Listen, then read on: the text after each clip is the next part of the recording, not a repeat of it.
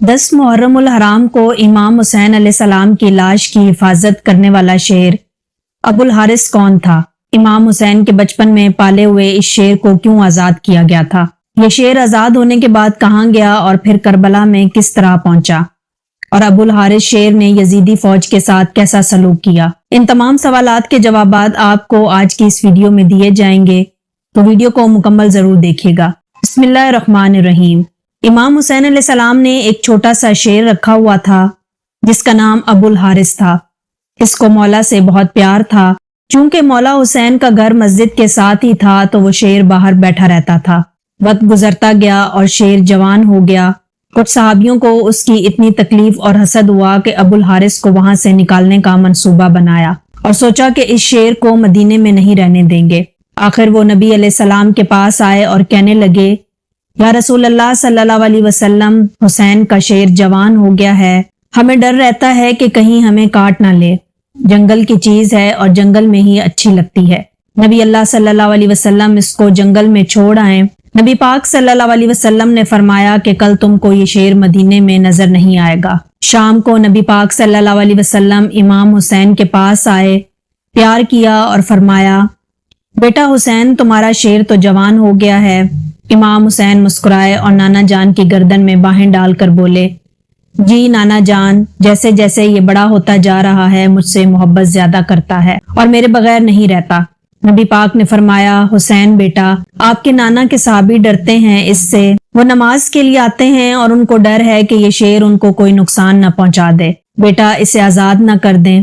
یہ کہنا تھا کہ اتنے بڑے بڑے آنسو امام علیہ السلام کے رخسار پر آئے، مگر مسکرا کر فرمایا کہ نانا جان آج کا دن نکال لیں، کل ابو الحارث آپ کو نظر نہیں آئے گا۔ نبی پاک نے فرمایا کہ بیٹا حسین، آج کے دن کیا کرو گے؟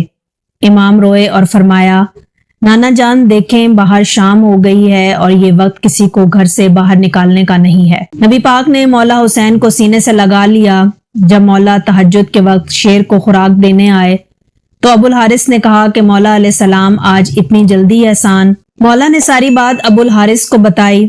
ابو حارث نے کہا کہ ٹھیک ہے مولا علیہ السلام، میں جاتا ہوں، پر ایک شرط ہے کہ پھر ایک دفعہ ملاقات ضرور ہو۔ امام علیہ السلام نے فرمایا، تاریخ یاد کرو، 61 ہجری 10 محرم الحرام، میدان کربلا کے ٹیلے کے پاس سے تمہیں ایک آواز آئے گی، بس اس آواز پر چلے آنا، مجھ سے ملاقات ہو جائے گی۔ ابو الحارث نے کہا کہ مولا آواز کون دے گا؟ کیا آپ دیں گے؟ تو آپ نے فرمایا کہ نہیں۔ پھر پوچھا کہ آپ کا بھائی عباس علمدار دیں گے؟ تو آپ نے فرمایا کہ نہیں۔ پھر پوچھا، امام پھر کون دے گا؟ تو آپ علیہ السلام روئے اور فرمایا کہ میری 4 سال کی بیٹی سکینہ سلام اللہ علیہا تمہیں آواز دے گی، یا ہماری اماں فضا سلام اللہ علیہا آواز دیں گی۔ آج بھی کربلا میں وہ مقام موجود ہے جہاں کھڑے ہو کر بی بی فضا سلام اللہ علیہا نے ابو الحارث شیر کو آواز دی تھی۔ وہ روز عاشور کے بس بی بی نے آواز دی کہ ابو الحارث جلدی آ، میرے بابا کے لاشے پر گھوڑے بھاگ رہے ہیں۔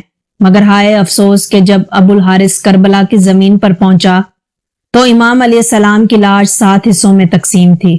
ادریس بن عبداللہ کہتے ہیں کہ جب امام حسین علیہ السلام شہید ہو گئے اور عمر سعد لائن کے لشکر نے لاشہ اقدس کو دوبارہ پامال کرنا چاہا تو فضا نے جناب زینب سلام اللہ علیہا سے کہا کہ بی بی، ایک روز میں سمندر میں محو سفر تھی کہ میری کشتی ٹوٹ گئی اور میں ایک جزیرے پر پہنچ گئی۔ وہاں پر ایک شیر میرے سامنے آ گیا۔ میں نے اس سے کہا کہ اے ابو الحارث، میں رسول خدا صلی اللہ علیہ وسلم کی کنیز ہوں۔ جب اس نے یہ سنا تو غراتے ہوئے آگے بڑھ گیا اور راستے کی طرف میری رہنمائی کی۔ آپ مجھے اجازت دیں کہ میں اسے آواز دوں، بلاؤں اور میں اسے بتاؤں کہ یہ لوگ فرزند رسول اللہ صلی اللہ علیہ وسلم کے ساتھ کیا کرنے والے ہیں۔ بی بی فضا اس شیر کو آواز دیتی ہیں، اس کے پاس گئیں اور کہا، اے ابو الحارث، شیر نے اپنا سر اٹھایا۔ فضا نے کہا، کیا تمہیں معلوم ہے کہ یہ لوگ تمہارے امام کے ساتھ کیا کرنے والے ہیں؟ یہ ان کا لاشا دوبارہ پامال کرنا چاہتے ہیں۔ یہ سن کر شیر امام علیہ السلام کے لاشا پر آیا اور لاش اقدس پر بلند آواز سے گریا کرنے لگا اور دونوں ہاتھوں سے جسم اقدس کو چھپا لیا۔ لشکر والے آئے تو شیر کو دیکھا۔ عمر سعد نے لشکر سے کہا کہ یہ فتنہ ہے، اسے جوش نہ دلانا اور واپس لوٹ جاؤ۔ چنانچہ سب واپس لوٹ گئے۔ جناب فضا سلام اللہ علیہ نے شیر کے آنے کی خبر جناب زینب سلام اللہ علیہ کو سنائی اور اس طرح لاش مطہر پامال ہونے سے محفوظ رہی۔ واضح رہے کہ یہ شیر ابو الحارث مولا علی علیہ السلام کا پالا ہوا شیر تھا جو کہ خاندان نبوت کا وفادار تھا اور آج بھی مولا علی سرکار سے منسوب ہے۔ جناب بی بی فضا سلام اللہ علیہ جناب بی بی فاطمہ زہرا کی وفادار کنیز تھیں، جنہوں نے رحلت بی بی فاطمہ سلام اللہ علیہ کے بعد بھی ان کے بچوں کا ساتھ نہیں چھوڑا اور جناب بی بی زینب اور بی بی ام کلثوم سلام اللہ علیہ کے ساتھ ساتھ رہیں اور کربلا میں بھی امام حسین علیہ السلام کے ہمراہ رہیں اور ان کی بہن اور بیٹیوں کا سہارا بنی، جنہیں اماں فضا سلام اللہ علیہ کہا جاتا ہے۔